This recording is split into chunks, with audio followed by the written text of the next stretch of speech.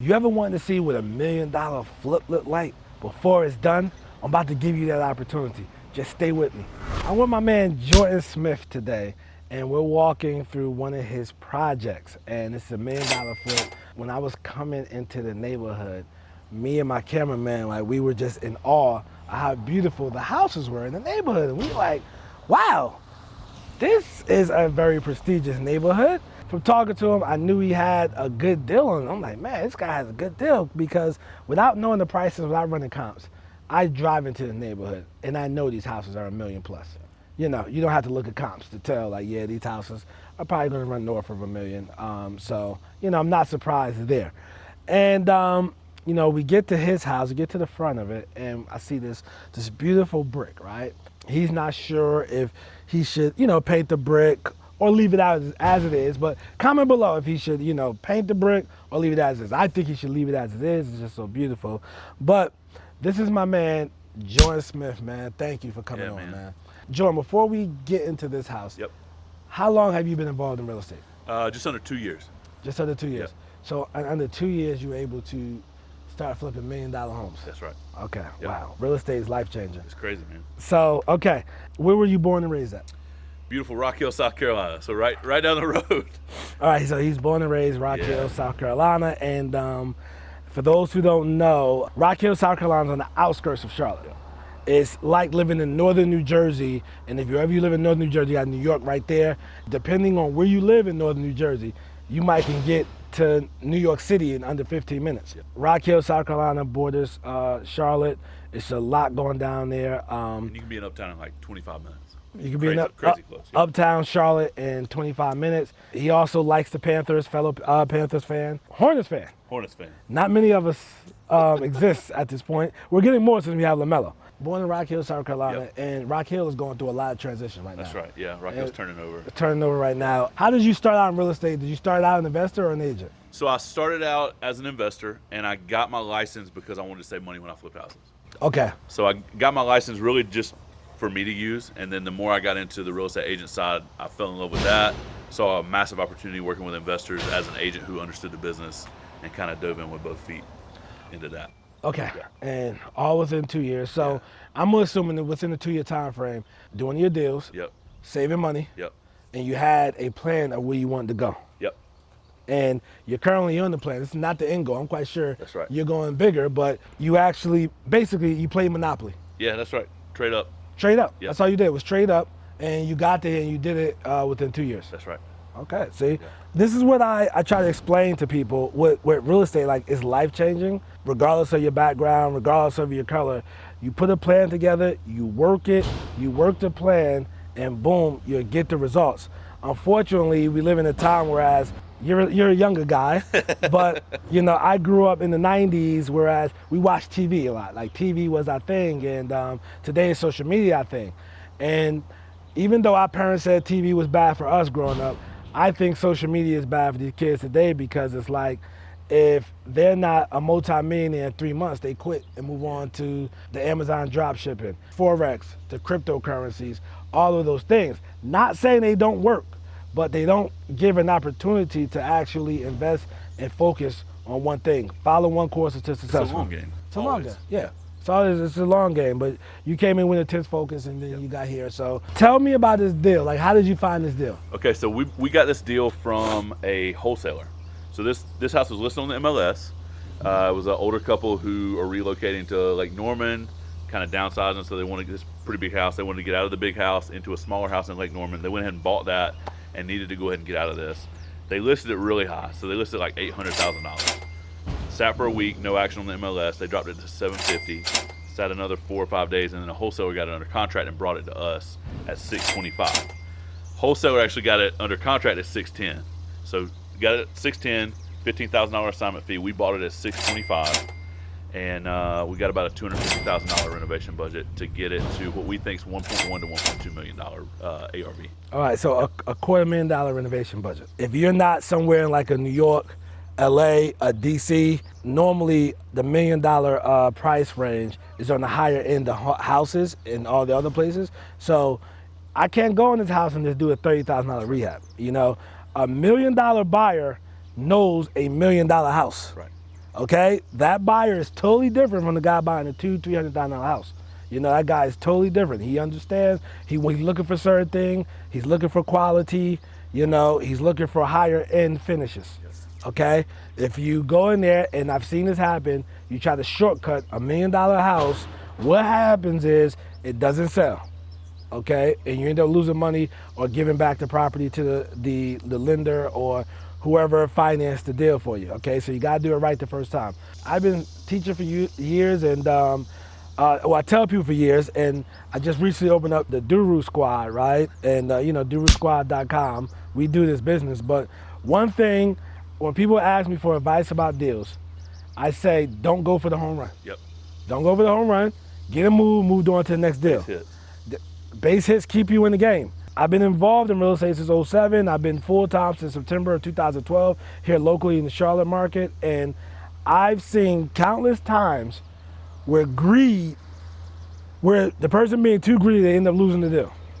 Where they could have easily made $7,500, $10,000, $15,000, moving on to the next deal, but they were so greedy that they end up missing out. The contract expired, somebody else got the deal, or somebody else, because they were focused on getting this big fee when the house did not allow the big fee.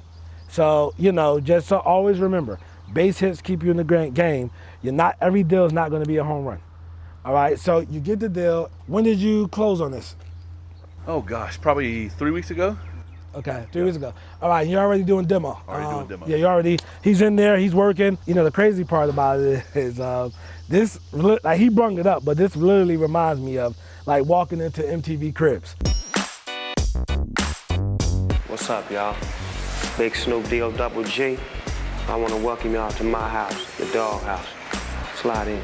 You know, if you grew up in my era, you know, you watch MTV Cribs, you talk about the next day in high school. You know what I mean? We talk, yo, you seen such and such cribs, you know, so yeah. All right, let's go inside. All right, let's do it. All right, so you started demo on what we have here. So just the obvious things I'm gonna point out. You have high ceilings. Very high ceilings. Very high ceilings, which are beautiful. He has the high ceilings. If you look down at this floor, you will see hardwood, original hardwood, which is beautiful. You know, I love hardwood. I would expect hardwood in a $1 million purchase.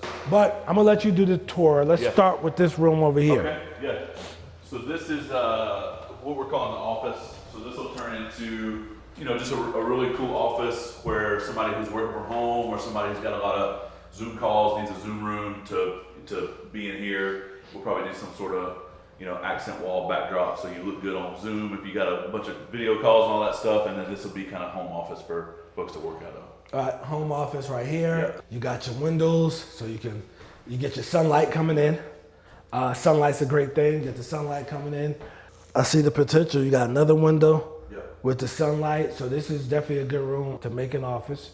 And then as you come out here, you got your dining space straight ahead of you. All right, so dining space, again, high ceilings, dining area. You know, good natural light. I like this room because it's not closed off, right? So, you know, I think today's buyers don't really want like a formal dining room that's closed off, but they want something where they can still have a dining table, but they can still enjoy kind of the rest of their house as well. So this feels like it's partitioned off enough to feel like its own little space, but it's also open so you can see it out, and you got a lot of good natural light coming from the back of the house as well. Okay. So the plan has been, this is why we're still doing demo 3 weeks later, is we're trying to figure out a plan, right? So what we want to do is we want to move this entire wall, including this fireplace kind of turned nook, all the way out. So the plan will be from this back corner here to this post here for this whole wall to come out. Let's put a big steel beam in, and we've already had our engineer come out. We got our engineers report back, the spec, what we need to put in. So we'll open this bad boy all the way up, and what that's going to do is that's going to make our kitchen feel so much bigger. It's going to make our living space feel bigger. We're going to relocate the fireplace, I think, to this wall. I think most buyers in this price point still want some sort of fireplace. Of course. But that's going to allow us to put a really big kitchen island right where that wall is. So what that's going to do is going to do two things. Number one, it's going to provide this focal point for the kitchen, but then it's also going to allow us to reclaim this back corner here, which was used as like a breakfast nook. because now that you've got this big island with all this seating, you know, now you can sit and have breakfast at the island, or your kids can sit up there and eat lunch or whatever, and you don't have to have a separate dining space on the back of the house. So that'll allow us to put more cabinetry over there to make our kitchen feel bigger. Absolutely. I like that idea. And I like the eat-in bar. Yep. If you like the eat-in bar, do you prefer the eat-in bar or eating at the dining area? Me, I like just to get right there and just eat at the eat-in bar, and it's open, and that way you can have the TV on, the TV's your thing and all that. So, yeah, but we'll comment, let me know what you like. Yep. So this is the primary suite here. Getting a New Testament in the bathtub. Wow. It's a primary bedroom. Has a really large size bathroom that we'll take in, but just not very functional. So we've gutted it. We're going to reframe some stuff in there. But the thing I like about this is on the back of the house. This community is a golf course community. The home backs up to some natural wooded area, which I like in a bedroom. It's got these big windows. It'll have access out to the deck as well. So, you know, if you wake up and you want to go sit outside and have your coffee on the back deck, you can do that straight from your room. It's got good light, good high ceilings, all that fun stuff. And if you go in here, here's your primary bathroom. So it was a good space, but it was just laid out really funky. There was a big jetted tub that was here, it was so huge. Had this tiny shower that like had this real weird nook back here, which is crazy. And then this is walk-in closet space. So we're gonna demo all this out and kind of reframe this rectangle or the square to be a little bit more functional in here. But you know, you'll have really high-end tile in the shower. You'll have a big, nice double vanity, nice lighting package in here. Tile floor, it'll look good. All right, so we're gonna do walk-in shower. Walk-in shower and a soaker tub. And a soaker tub. Yeah, okay. we made you. Have you seen like the wet rooms? Have you seen those where it's like a tub and a shower all behind the glass? Yeah, I've seen those. So I think we're probably gonna do one of those in here. Oh, wow, that's gonna look good. Yeah. The closet in this room. Mm-hmm. Where's the closet gonna be? So we got to draw it out on paper. We haven't 100% figured out. It may still be in this area, but it may get a little shorter this way and a little wider this way. Yeah. Yeah. Okay. It'll still be good walk-in size. And what we'll do to make up, you know, on the scale of the house, this isn't a huge walk-in closet. Yeah. But what we'll do is we'll put a really nice closet shelving package in it with pull-out drawers and junk. You know, we're not going to do like wire shelving and stuff in there. So we'll make it really feel custom and built in there, okay, so that people will be impressed by it. And when you do your houses, do you put your shelves and everything in? Yeah, we typically do. Yeah, me too. A friend of mine who's a realtor, she's dealing with a builder, and on his new construction, He's not putting shelves in? no, he gives you the stuff for the shelves, like he doesn't put them in. What? That's crazy. It's crazy, yeah. That's your primary bedroom. Yep. Okay, so now we're back out, living room. You told me the cabinets idea, right? You told me the cabinets, we're gonna have cabinets around there. When I buy, even on smaller price points, sometimes when I'm flipping, when I'm renting, I'll leave, if it's a small amount of cabinets, I just leave it there. But when I'm flipping, I definitely try to add more cabinets when not enough cabinets, because the kitchens sell. Women buy houses. You know, so they sell. So, all right, more cabinet space. Tell me about the appliances. What are you gonna do as far as appliance-wise? Yeah, so again, at this price point, you gotta have higher-end appliances, right? You're not gonna just go to Lowe's or Home Depot and pick something up that they got in stock, right? So we're gonna put kind of like a commercial grade, larger size range in here. So it'll be gas range. It'll be bigger than normal. Normal range size is like 30 inches. We'll either put a 36 or a 48 in. And it'll be commercial grade. So stainless steel, kind of heavy duty. So those are expensive, man. They run like anywhere between $4,000 and $8,000 for a stove. If you're buying $1 million house, you want a gas stove. That's right. You want a gas stove, right? So I get it.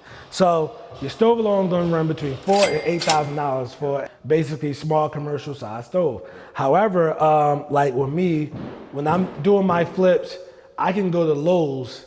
Prices, of course, everything went up. I can get my whole set. When I say my whole set, my stove, my microwave, my refrigerator, my dishwasher, I believe I'm around like $2,600 for everything. So we literally just bought appliances from Lowe's for a flip. We didn't buy a fridge, but we bought dishwasher, range, and microwave, and it was like $1,600. You know, and a fridge is $1,000. So stainless steel? Stainless steel, yeah. Okay, your discount's better than mine at Lowe's. Because I used to come out at $2,200, and I was happy with that. And lately, the last time I had a flip came out to like $2,600 after all my discounts were applied. I'm like, it's hard. I'll tell you, the crazy thing right now is locating the appliances. Yes, so absolutely. Like it's rare to be able to walk in and like leave with something. No, yeah, right. You usually got to order them and wait. But we'll do a big range right here with a big range hood. Probably won't even do a tile backsplash, but we'll probably we're gonna do quartz in here for countertops. We'll probably run the quartz up the wall at least partially as a backsplash. Gives it a higher end look. Is what I think what people in this price point are looking for. Okay, yep. cool. And that's something we're constantly asking ourselves. Yeah. It's like, what is the end buyer, and what do they want, and what do they prefer? Literally this week, I've called realtors, I've called people who live in this neighborhood, and I've called people who have flipped $1 million houses, and I've said, hey, what do we need to put in again? Yeah. It's just always being a student, you know, like just trying to learn. Right. Because it doesn't matter to me what looks good. I'm not buying the house. Right. So if it's not what your avatar who's buying this house Yeah. wants, then you don't need to waste their money on it. Absolutely. And that's business. I'm not going to say business 101. That's business maybe 301. You know, because when I first, let's say, actually started the business, this is the first business I actually started. And growing up in New Jersey, I always find things to sell, buy and sell. But you have to take yourself out the equation and say, hey, I'm not my client. Yeah. What does my client want? Yeah. And some of you guys have been following me for years know I built $500,000 houses and such, but that was based off of the finishes. What does the client want? Not what I want. Right. Yeah, we can't let our personal preference get in the way. Right. Well, it's why so many flips have agreeable gray paint in them, right? It's because it hits the middle 50% of buyers. There you go. Right? Like the folks who are pretty progressive on white walls, they're not gonna get it, and the people who like don't really care, want like a different color in every room, they're not gonna get it. But the middle 50% is the strike zone, right? Yeah. I'm over it. I hate it. I don't put it in these flips, but it sells every single day on the MLS. Every single day. Every day, bro. My realtor, she doesn't like it either, and she was like, "Do something different," and I'm like, "It works. Yeah. It's easy." These are the other bedrooms on the main floor. So obviously you got your primary suite over there, and then this is 2 other bedrooms with a Jack and Jill bath, which I actually like to set up. I was telling you earlier, I think the folks who are going to buy this are going to be a family with kids. And so I'm thinking, I've got 3 kids of my own. If my wife and I were to buy this house, we wouldn't want all our kids downstairs in the basement or upstairs. We'd want them on the same level we're at, right? So you got 2 rooms that are, I think, really good sized rooms for probably elementary school kids, and then a bath for them to share, which I really like. I like the Jack and Jill bath model. Yeah. Because it's just convenient, right? Guys, so the Jack and Jill is basically, they share this, right? You gonna go with double sinks? So we're gonna try to move this air return and get a double vanity. Yeah, so you're gonna try to do a double vanity right here. So this person can brush your teeth on that side, this person can brush your teeth on this side. This will probably be closed off, and that's where they use the bathroom and shower. Yep. So if somebody's in the bathroom and shower, you can still come in here, brush your teeth, do what you need to do. Yep. So that's the Jack and Jill model. So. Yeah, and we'll probably put a tub in here. Tubs are good for families with small kids, right? Like Yeah. if you put a stand-up shower, you couldn't bathe a baby in it. So we'll probably slap a tub in here. Of course. You got laundry space here. And again, we toyed with even moving the laundry space to try to repurpose this footprint here. But you want your laundry, in my opinion, you tell me if you think differently, you want your laundry on the same floor as your primary bedroom. I mean, I do. Right. You don't want to go upstairs and wash clothes. Yeah, I don't want to go upstairs and wash clothes. So we're gonna leave this here, but we'll pull this flooring up, put some nice tile down, built-in cabinets and shelves, really make it feel like a good space to come and do laundry. Yeah. Laundry sink's always a plus. Hey guys, you can tell, right, that this was like an old house. And this is the purpose of, and this is one of the, why I feel, and historically, real estate is one of the best markets. Real estate and stock market both been battle tested over 100 years. You can look at returns, but the people who bought this house, right, when they purchased this property, all they did was buy it. Whether they made money or not, I'm not sure. But in real estate, a lot of times you could just buy it and wait. But I want y'all to look at this linoleum, right? So like they had this cheap vinyl flooring that, no people no longer use. But at that time in high-end neighborhood, that's what you did. Fast forward, we're going to tile this up. But the reason why I brought that story up is they could have still made money even selling at that price with this type of finishes, because all they did was they bought at the right time, and just over time the house appreciated, and that's what happened, man. And it appreciates even when you have this in the house. This house was built in '97. Okay. And it was built for $440,000.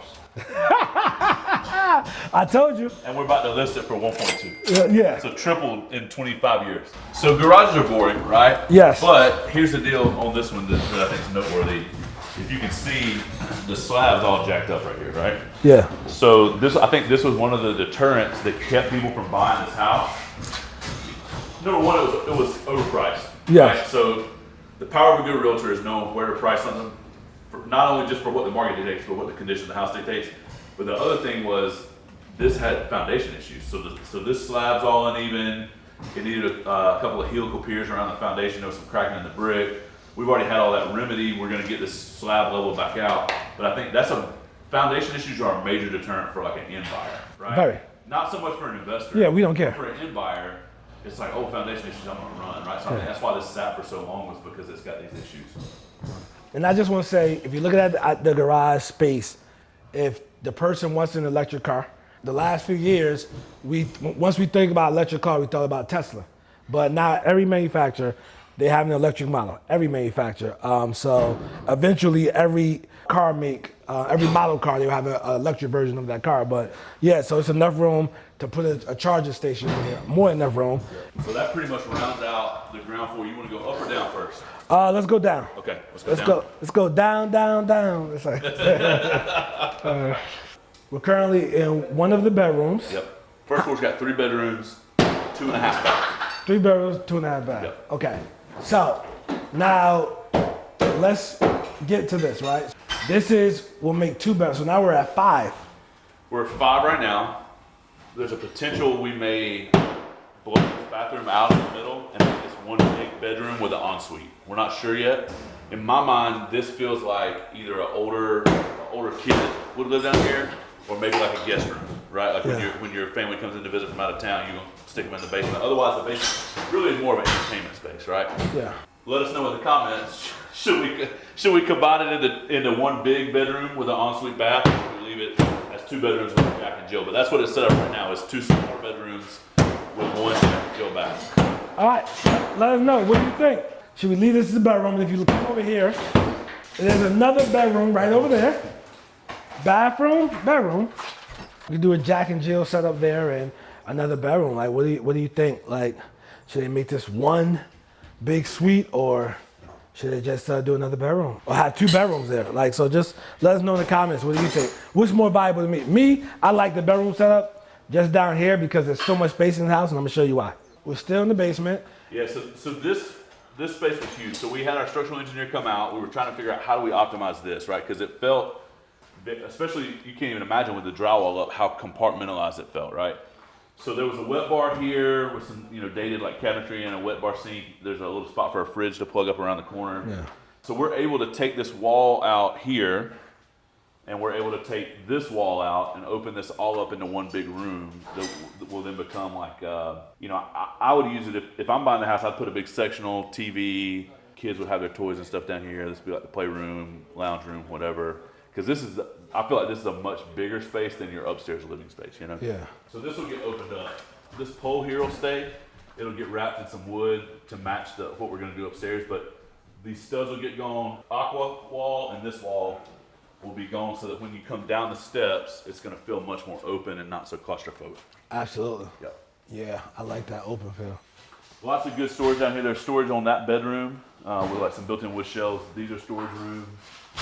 And then I think this is really cool, man. We didn't really know what to do with this room here, but we're going to turn it into a home gym. So I think, again, I wouldn't ordinarily put a home gym in like a $500,000 flip, but at this price point, I think people want rooms like that, specialty rooms. So we'll put like a heavy-duty rubber mat flooring down in here, put some better lighting, some mirrors on the wall, stuff like that, and make this where folks could, put the Peloton or put a treadmill, weight set, all that stuff, and make it into a home gym. All right, so yeah, they're gonna do the rubber mat, and your Peloton can go down here. You're shut off from the rest of the house, so you can come in here and focus. Yeah. Because when adults work out, and the older you get, when I say adults, 30 plus, you just want to get your workout in, and you don't want to do it, period. So you want to get it done. You want to get it done. So you don't want to lock in, get it done, and then start your day or finish your day whatever time you work out. But yeah, I think that's a good idea to have it down here. And with the Pelotons, I'm in a Peloton group on Facebook. Okay. Sometimes, depending on how their house was built, they complain about you know, the Peloton being too heavy, they put it on the second floor, the third floor, and it cracked. Yeah. It'd crack because it's so heavy. So then you're on the slab. You're on the slab, so you don't have none of that to worry about. So we'll run a high quality waterproof LVP all through down here. It's just easy with kids or animals. I'm gonna try to shy away from carpet as much as we can in the house. So we'll do the whole floor LVP down here. Okay, so yeah, LVP down here. This will be part of that room. We're gonna do the same thing we're gonna do upstairs, right above us, which is take these windows out and put the sliding doors there, make it feel much more open. Just let me explain this LVP thing, right? So with the LVP, right, we're on slab, okay? We're on slab. So you can't do hardwood on slab. So we're gonna go with the luxury vinyl plank. Yep, It's it floats, waterproof. It's depending on the quality you get, it can be scratch proof. And it used to be, you know, I would say probably, even maybe 3 to 5 years ago, it was kind of like everybody thought it was cheap. Yeah. You know? Yeah. Now it's become like way more commonplace. Way more commonplace. Yeah. You see them in $1 million houses all the time. Exactly. Yeah. Exactly. So this will be an adjacent room. We may open this opening up a little bit more here, put like a double sliding kind of modern barn door. Right. I like the idea of being able to close this room off and turn this into, you know, like a game room. You could put a pool table, foosball table, stuff down here, or you could even turn it like a home theater, you know, put blackout curtains on the windows, projector somewhere, and have like movie style seating and be able to turn this into like a home theater with a big sound system and stuff like that. And you got a lot of storage off the back there as well. Now, how many square foot is this? 5,300, I think. 5,300 square feet, this house. So this is the loft space. In addition to opening up the wall and putting a beam underneath, we're gonna actually be able to pull this wall back all the way to the corner here and put a beam up here as well. As of right now, this is a bedroom and a bath. Good sized bedroom, ensuite bath. I think we're gonna turn this into some common space adjacent to that loft because we found this. Hidden treasure. Hidden treasure. Hidden treasure. This is what you guys been waiting for. You ready? 5,300 square feet. Yeah. Oh my Lanta. So as of right now, this is attic space. So, and what we even talked about doing was doing spray foam, leaving these exposed. Yeah. And running drywall up to the point, and then it feels like you're standing in an A-frame house, you know, which is all the rage right now. So we'll finish this out and make this into a bedroom and put a closet in here. Well, and when your square feet is going for as much as the square footage is in this neighborhood, this extra square foot can add so much value to a property like this. Imagine being in high school and this is your room. Like, you know, this, I'm gonna have, growing up in the 90s and early 2000s, we had company. I know the kids now, they play the game online, but I'm gonna make sure my parents get me the Sony game or the Microsoft game that has the camera. I can show my room to all my friends. Because this right here is just, This joint's awesome. So right now it's just hot. Right now it's just a hot room. It's just a hot room, yeah. I was baking in there. I know you're like big on this in regards to like your community and people you surround yourself with. It might be worth talking about that because like we bought this house and Jordan never even saw it. Yeah. But we knew that when someone that is wired like Jordan comes into a property like this, his creativity is going to explode and he's going to be able to maximize it in ways that like we couldn't figure out. So I know you're huge on that and the importance of surrounding yourself with a team. And absolutely, a team, good people. You don't want to be the smartest guy. One of the things he mentioned downstairs was always be a student, right? So always learning. Don't be afraid to ask questions. I literally think the reason why I'm successful is because I'm not afraid to ask questions. And all throughout, I'm the guy I would ask a question. If I look foolish, I look foolish. And when you're trying to become successful, you're gonna fail, you're gonna look foolish, that's just part of the process. But you wanna have surround yourself with people that are smarter with you and people that are doing it and that you can pick up the phone and call, genuine relationships.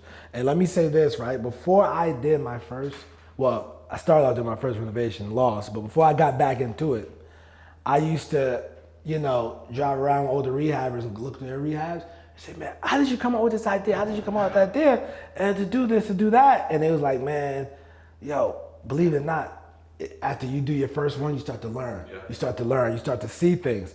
And that's exactly how it was for me. After I did my first successful flip, then went on to my second successful flip, third, and now you see it. And now you know exactly what's going to go where. The best way to do it is just practice. And make mistakes, right? We got tuition money. Right? Yeah, tuition. Yeah. So first flip I ever did, it was gutted to the studs when we bought it. We could see everything except through the subfloor. Right. So we bought it, and then it had $28,000 worth of termite damage in the crawl space. Oh. So we had to fix it. I learned never to ever buy a house without crawling it ever again, right? Right. $28,000 worth of tuition money. But you you learned. You didn't quit either. Right, exactly. You didn't quit. Yep. So don't quit. All right, so we toured the whole house. We just go downstairs. In this house, are you gonna go with your nickel plated finish? Are you gonna go with your bronze, or are you doing the black thing? So honestly, we'll probably mix a few. Probably go with a lot of brass, honestly. Brass is coming back. It's Okay. kind of a higher end feel. A couple of different designers use it a lot. Studio McGee, I don't know if you heard of them, but anyway. So like, that's the feel that I think this house brings along with it, is kind of like a modern French country feel. That'll have a lot of brass. I love matte black. I put matte black in everything. Matte black's very masculine. Women buy houses, not men, Yeah. right? So you got to So true. appeal to the ladies a little bit. So I think we'll put a lot of higher end brass. We may put some polished chrome in here, which is, again, I think it's coming back in higher end stuff. So that's probably what we'll go with. All right, so you're in at 625, Yep. 250,000 renovation costs. Looking to sell 1.1, 1.2. Correct. All right, now the talk of the town on the internet. Yep. I'm gonna ask you. Uh-oh. All right, talk of the town on the internet. Everybody's talking about it. Is Drake's album trash? Okay, sorry, that's not what you were going to ask. Go ahead. That was what I was gonna Okay, go ahead. ask. The answer is yes. Go ahead. Interest rates 5-6%. Yep. Going crazy. How am I gonna sell this $1 million house with interest rates of 5-6%? Yeah, great question. So you're selling the neighborhood, honestly. People want to be in this neighborhood. In fact, one of our lenders, that he didn't lend on this one, but he's lending on a couple other projects of us. He loved this neighborhood so much, he bought a house in it, sold it, moved somewhere else, and then bought another house and moved back. So he's living here twice, right? The neighborhood that we're in this particular part of Charlotte, it's just people want to be in here. They're willing to pay whatever it takes.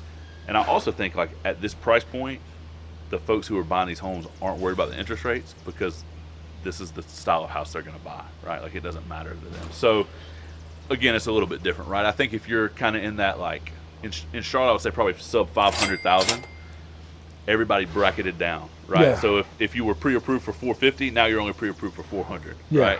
So I think now that we're flipping in that range, what we're trying to do is put some of the finishes and the fixtures that you would expect in a $500,000 house and a $400,000 house, if we can make the numbers work, because the people that we're buying are now buying in that price point. But here, I just don't think it's as big of an issue, because it's a narrower buyer pool, but they're all very well qualified. All right, so he basically said the answer I was looking for. The answer was the people who are buying $1 million houses, that does not affect them at all. So that does not affect them at all. They'll buy it cash, they'll 1031 into it, whatever, right? Like, they got the money to get into this. Now, if he was buying off of speculation, Yeah. what I mean by speculation, hey, I'm gonna buy it for 600, buy it for 250. Everything else sold for 900,000, but I'm gonna make mine nice and sell for 1.1, which people were doing over the last few years. If he was buying, that's called a gamble or risk or a speculator, and yeah, you can get hurt. But this is a true $1 million neighborhood. It's a nice neighborhood. This neighborhood has buyers who are qualified to buy $1 million houses, regardless of the cycle. Buyers who buy $1 million houses, they buy regardless of cycle. Now, you might have less buyers, but that's why you do a good quality rehab, right? You want to do a good quality rehab. Just don't want to throw stuff together. Wrapping this up, man, how do people find you, bro? You can follow me on Instagram at JordanSmithSC, and that's my Instagram's got my phone number on it. It's got my email, all that stuff. I'm a licensed realtor in North End, South Carolina, and a real estate investor kind of all over the Charlotte metro. So All right, I'd love so- to help however I can. Instagram, Jordan Smith, the best way to follow you. Yep. One more thing, like, are you currently buying at this price Absolutely. point? So you can Yeah. Send us your deals. send us your please. deal he's on Instagram. Yep. Send us your deal. DM me your deal. I buy cheap stuff, so send me your cheap stuff. But all your nice stuff, your If highest, it's too expensive or not, send it to me. if it's too expensive for me, send it to him. Yeah. So because I like the cheap stuff, right? So with that being said, man, thank you, bro. Yeah, man, I really appreciate you. I really Yep. appreciate you Yep. coming from Rock Hill to walk me through this, man. I think this episode is going to do very well, man. We'll have to have y'all back once it gets done, so you can see it. Yeah, no, absolutely. We're going to Love come to back. do I was that. going to Yep. tell you that. Yeah, make sure you comment, subscribe. Let me know what you think. $250,000 rehab. Let me know what you think of the layout. What would you do if you had that kind of budget? What kind of finishes would you use? Would you go with a black finish, a brass that he's doing, or a nickel plated finish? And I'm like you, I do the black and it's so masculine and then Yeah. girls don't feel comfortable. But anyway, so you don't want to, you know, do the house for yourself. You want to do it for everybody else. Yep. And thank you for watching, and make sure you click the video next to me to keep watching. Thank you for the support.